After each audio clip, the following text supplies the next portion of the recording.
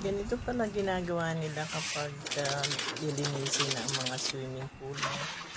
Meron palang something na nilalagay dyan sa tubig para maghiwala yung dumi at saka yung ito para bumaba pala yung dumi ng tubig. Ayan guys, so luminaw na at nakikita natin yung kanyang dumi ay nasa ibaba at binabacuum pala.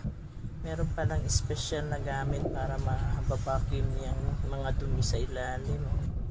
Humihiwalay pala yan sa tubig, bumababa siya. O diba? Grabe pala yung mga pool. Pagkatapos gamitin, ganyan palang ginagawa ng mga may-ari niyan. Ayan, may isip mo bang maligo sa pool pag makita mo to? Pero okay rin yung naka-invento niya na ang galing. O diba, hindi mo na kailangan palitan yung tubig ng madala.